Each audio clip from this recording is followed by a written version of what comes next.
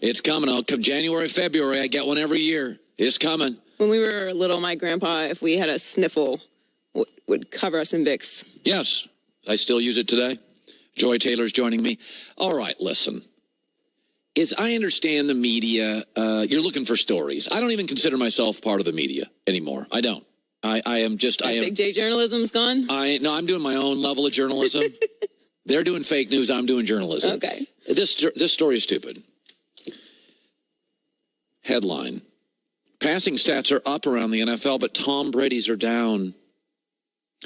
Let me continue. Brady's averaging 7.4 yards a pass this year. The NFL average is 7.5.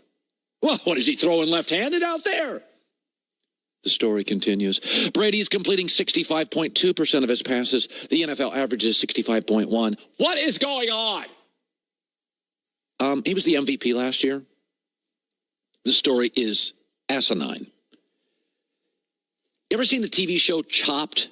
It's that food show where they bring in a bunch of people and they give you 4 ingredients. They give you licorice, an avocado, maple syrup, and horse meat. And they ask you to make the world's greatest pork chop. Let's just say this out loud. Tom Brady's leading receiver this year is a running back. His slot receiver's coming off ACL surgery. His best running back's a rookie who's been hurt all year. His tight end's in his last year and has 1 touchdown. And his best deep threat has played sparingly the last 5 years and joined the team in midseason. And you wonder why Tom's not the leading MVP guy. Folks, Tom Brady this year has beaten Houston.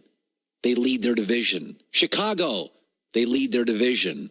Kansas City, they lead their division. Oh, and he beat Andrew Luck and Aaron Rodgers. Are we kidding here? Say it out loud.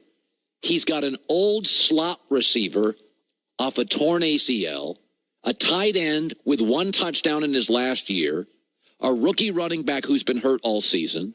His leading receiver's a running back, and his best deep threat has personal issues, perhaps some addiction, and has played sparingly the last 5 years. And you wonder why he's not tearing it up. The media now makes stories up to take shots at the current NFL dynasty. Patrick Mahomes has the best play designer in the league as his coach, the fastest player on the outside in Tyreek Hill, a top 5 running back in Kareem Hunt. The number 2 receiver, Sammy Watkins, is a number 1 on many teams, and Travis Kelce's the best tight end. Yes, Patrick Mahomes should be tearing it up.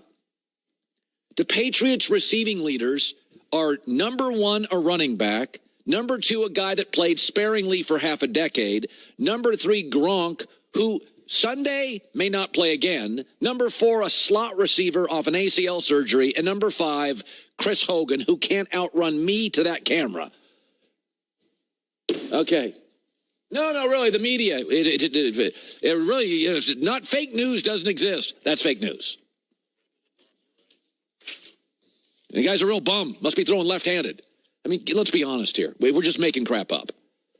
We are just making crap up. Well, people have been wishing for the downfall of the Patriots and the crack in Tom Brady for many years. So any kind of statistic that can kind of maybe point to the decline is happening. If we have two dynasties in football right now. We have the Alabama one and the New England one. The Alabama one's a very easy one to root against. Nick Saban refuses to go on the road out of conference. Nick Saban plays Citadel 3 times a year. He could play real teams. Nick Saban always conveniently has a bye before the biggest games. They manipulate their schedule. Now, they're very, very good. But never forget, in his 4th year, he lost 3 games. And then he stopped going on the road out of conference. Nick's been manipulating the better part of this decade. He has been manipulating the last 5 years of this dynasty. I'm not saying they wouldn't still be great, but they're manipulated. New England's beating people. They don't make their own schedule. It's not their fault that Dolphins can't get their act together. I mean, I'm never going to root against a professional dynasty. College dynasties are easy to root against. The better you are, the more games you win. The better you are, the better players you get. The coach has too much power. He can manipulate the schedule. Mike Krzyzewski can totally manipulate Duke's schedule. 30% of the schedule, they can play all games at home. I mean, the big game for Alabama this year was in Orlando against Louisville. Louisville since fired their coach. It was such a mess. New England beat Houston, leads their division. Kansas City leads their division. Chicago leads their division. Beat Aaron Rodgers. Beat Andrew Luck. And it's hard for me to hate that. I will say this. Did I tell you I went to the Laker game last night? I had incredible seats. You mentioned that. Here's the thing. So let's just take Golden State out of it. You guys all keep telling me the Lakers have no, and I'm not trying to be a homer here, but Portland's got the second best record, 10-4 in the West. So they're the second team in the West right now, Portland. They were a third seed last year, and I watched that game last night. Lakers are better than Portland. It's the second time they beat them. The Lakers are seventh in the West right now. Yeah. But the Lakers also had a new star and had to jerry-rig and the chemistry, and it's all new pieces. Portland brought back the same dudes. Portland brought back the same coach, the same stars, the same backcourt, the same front court, the same players. Lakers are all new players. They're all new. Rondo, Lance Stevenson, JaVale McGee, Beasley, LeBron. They've never worked with Luke Walton. We knew the chemistry would be an issue. I mean, by the way, Lonzo didn't even play. He was hurt last year so much. Brandon Ingram missed 30 games. I mean, I watched that game last night, and I'm sitting there watching. When I go to games, I kind of watch as a scout. I'm kind of watching as, I'm trying to kind of how do these teams match up? Portland's got 3 guys who can really play. 3 guys scored 75 of their points. Lakers have 7 guys that can play. JaVale McGee can play. Tyson Chandler was great last night in spots. Lonzo was hot. LeBron was great. We know Rondo can play.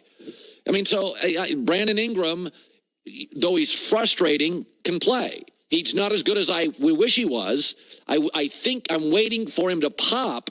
But, everybody just said, the West right now, take Golden State out. Lakers aren't the second best team. They're long. They're athletic. They've shored up some defense.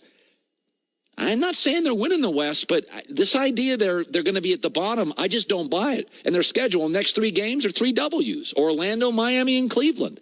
Greg Cosell, NFL Meat Sandwich. Now.